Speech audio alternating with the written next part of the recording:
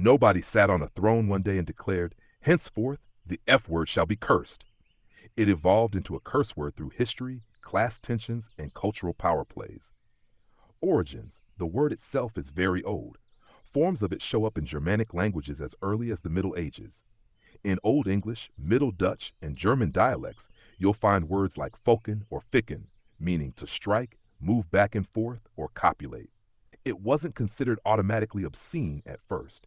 It was more of a blunt, everyday verb. The turning point.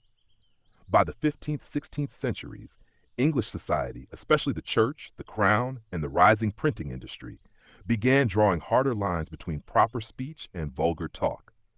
The upper classes and clergy started labeling certain earthy body-related words as unfit for polite company. The F word fell into that bucket.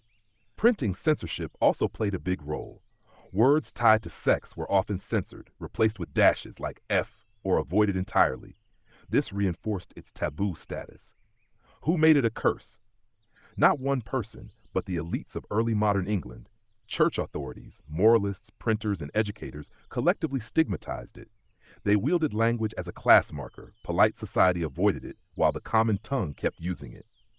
Over time, it became a dirty word, and by the Victorian era, it was firmly locked in the box of profanity. The big lesson. Language becomes sacred or taboo because of power and social control. What counts as offensive is usually decided not by meaning alone, but by who has the authority to label something as improper. The F word is just one prime example. So in short, the word itself came from medieval Germanic roots, but its transformation into the curse word was established by religious, political, and social gatekeepers in early modern England. The earliest surviving written use of the F word in English comes from 1475 in a manuscript known as Flynn Flies, often called Flighting of Dunbar and Kennedy in later references. It's a bawdy Latin English poem mocking friars. Here's the line, written half in Latin, half in English. Open quote, non sunt in coli quia fucent uis of helli. Close quote. Translation, not even exaggerating. Open quote. They are not in heaven because they f the wives of Ely. Close quote. Yeah, that's right. The first recorded drop of the F-bomb in English literature was literally accusing clergy of sleeping with married women. Why it matters. It shows the word was already around in spoken language before the 1400s, but scribes avoided writing it down because of taboos creeping in. Its first recorded appearance was not in a love poem or a farmer's diary, but in a satire about corrupt friars. From the jump, it was tied to rebellion, vulgarity, and truth-telling, exactly why it still carries power today. So the first F-bomb wasn't casual. It was a political and religious jab in the late Middle Ages. Back in the 1600s, damn wasn't just a word. It was a legal death sentence for your soul. To say God damn you was to literally call down eternal hellfire on someone. In fact, people feared that even hearing it might singe their eyebrows with sin. In Puritan New England, one poor guy got dragged into court for saying, damn your mackerel at the fish market. Yes, a cursed fish. The judges debated if the fish were truly condemned to eternal flames. Meanwhile, fishermen whispered that the mackerel tasted extra salty that year. The church didn't play around either. Saying damn in front of the wrong person could earn you a whipping, a fine, or at the very least a solid reputation as that fiery soul who cursed seafood. Imagine the devil sitting in hell, exasperated, sighing. Great, another shipment of cursed fish. Where am I supposed to put these? Next to the damn chickens? Moral of the story, words only have the power we agree they do. But society's always been hilariously dramatic about what comes out of our mouths. Here's a wicked little tale about bloody, the curse that once made English ladies faint. The bloody mess.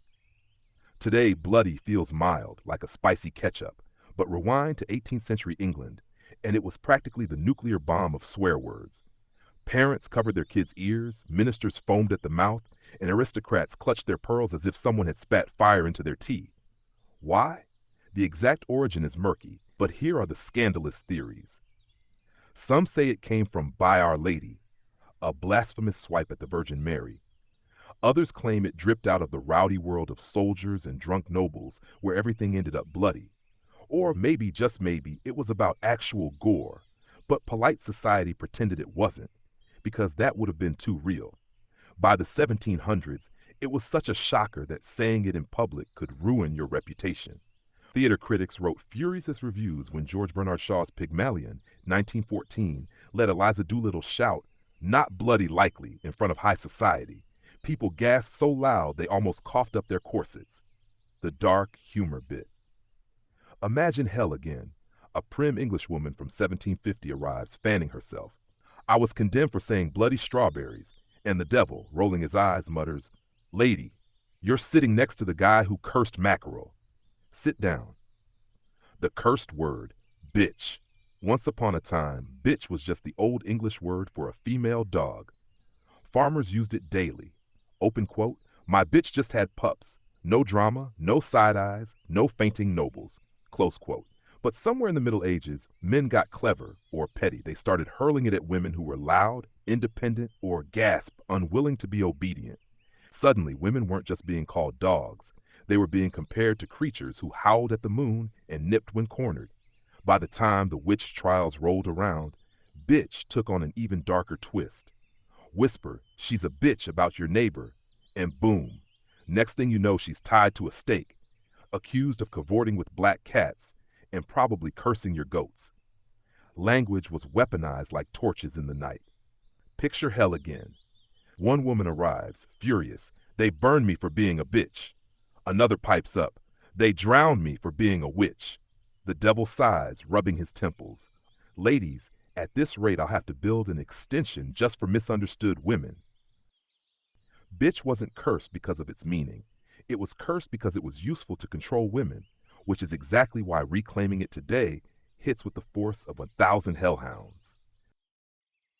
Until next time, your Sea Star Curacy, channeled by 3611027, the Beautiful Whisperer. Our Sea Star Devalan CO. Apply the news you can use.